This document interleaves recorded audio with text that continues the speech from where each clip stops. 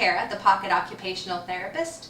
Welcome to today's video on bilateral integration. What is bilateral integration? Well, read the Pocket Occupational Therapist. I talk about it a lot, and I wanted to tell you a little bit about it today and give you some strategies for home that you can do with your child. So bilateral integration is when our arms need to work together.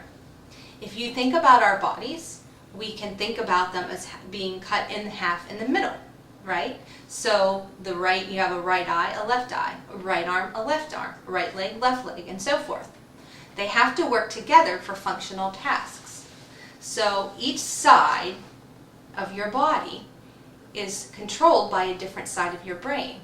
So the brain learns to use these things together for functional tasks. So for example, if you were doing handwriting, you have to use your right or left hand to write, and the other hand would stabilize or hold the paper.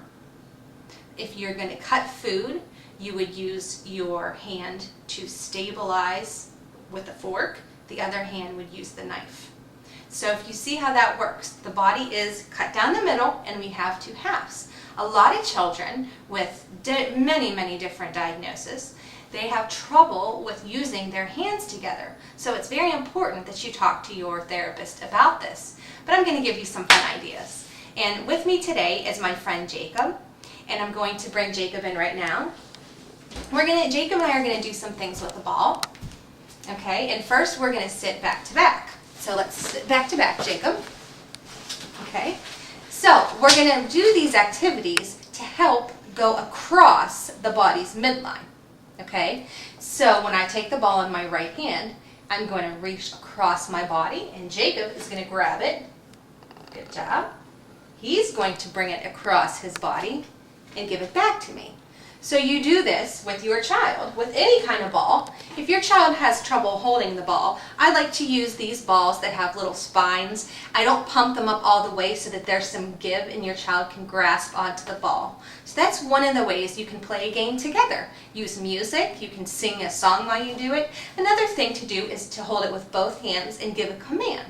So I'll say, Jacob, I'm going to reach above my head and I want you to grab the ball with two hands above your head. Good job. So see, anything like that you could do with the ball. So that's our ball task for today. Okay, so Jacob and I are going to try something different. We're going to stand up now. Oops. And we're going to play a simple game that you're very familiar with called ring toss. So what I'm going to do to make the game a little bit harder, so that Jacob has to reach across his midline, is I'm going to hand him the rings. So, with your right hand, Jacob, reach up and pick up a ring. All the way over here. Come and get it. There you go. Now, I want you to take both hands, and I want you to throw it. So that's what I'm going to do with you. Go ahead, Jacob. You can do that while I'm talking. Go ahead. You can play the game. Good job. So then I'm going to have him use his left hand, reach all the way across your body down here. Correct? Go ahead. Good job. Now throw it with both hands. So see, I asked Jacob to reach with his hands across his body in different ways. So you could do this. Let's just do one more. I want you to take your right hand, Jacob, and I want you to reach all the way up here. Good job. Grab both hands and throw the ring. So he's using his hands together. He's also crossing that midline. The midline is a line that's imaginary that goes right down the middle of your body and divides those two parts in half. So again, a midline is the line that's imaginary that goes right down the middle of your body. So you want to cross over that midline to work on those your brain working both sides in a functional way. Okay? So some other activities that you could do at home to work on bilateral integration is you can use a pool noodle, and I'm just going to stand closer to Jacob so that you can see me. Jacob, hold with both hands. And then pull, we're going to play the tug of war. So it's a good way to work those muscles and use both hands. Okay, very good. So that's one way you can do it, Jacob, just one. Then we could do you can let go, play baseball with a pool noodle, or play sword fight with a pool noodle. I like using pool noodles because, of course, if someone gets bonked on the head, you don't get hurt. and they don't really damage things unless you swing them. So, unless you're really rough with them. So I have a rule of thumb with pool noodles with kids. I set some rules, but generally they're pretty safe. So you can play tug of war, you can play sword fights with them, and you can even cut one in half so that if you don't have a lot of money, that you could just, have the children have the same pool noodle and just cut it in half for smaller kids. So that's use of a pool noodle. Some other little things that I talk about in the book, The Pocket Occupational Therapist, is opening containers. So that's something simple. Jacob, go ahead and open this. He's using both of his hands together to open a jar. So you can do jars of all containers. Set up all kinds of jars that you have in the kitchen. You can go ahead and close it, Jacob. Put something motivating in there, like an M&M if your child likes those, or a little toy in there, something that your child likes in all the containers. Very good. Okay, so let's get a couple more things. These things that I'm going to show you are simple, and you probably have them around your home. This is just a piece of paper, and go ahead and start tearing these papers in half. So ripping the paper in half, look what he's doing, using both sides of his body together. That's bilateral integration. Have them crumple them up. You can have them make a craft afterwards, whatever you want to do.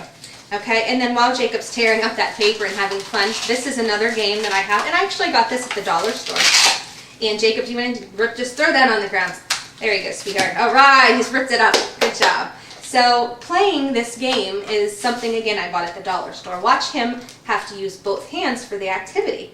Go ahead, Jacob, and pull the ball out. There you go. So he's just used two hands. Go ahead and throw it to me.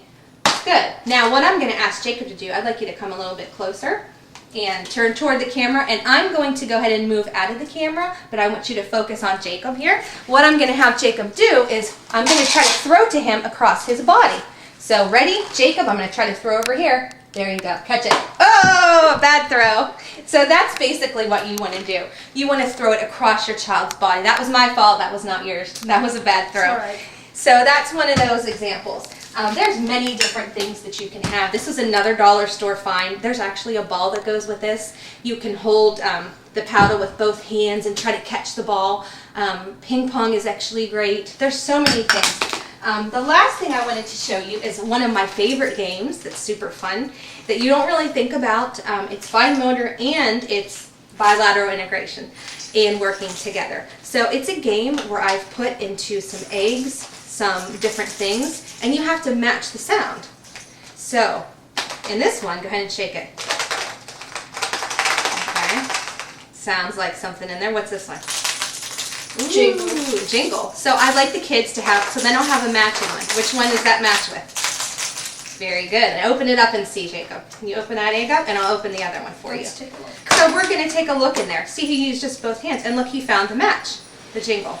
So this is a fun way using both hands together and using sensory, using the sounds to help find it. So I just wanted to tell you that shooting basketball with both hands is good. Using baseball or croquet involves use of both hands to swing the bat. So those are just some ideas. I want to remind you today of our sensory processing awareness cards. They're sensory activity cards available for download on our website.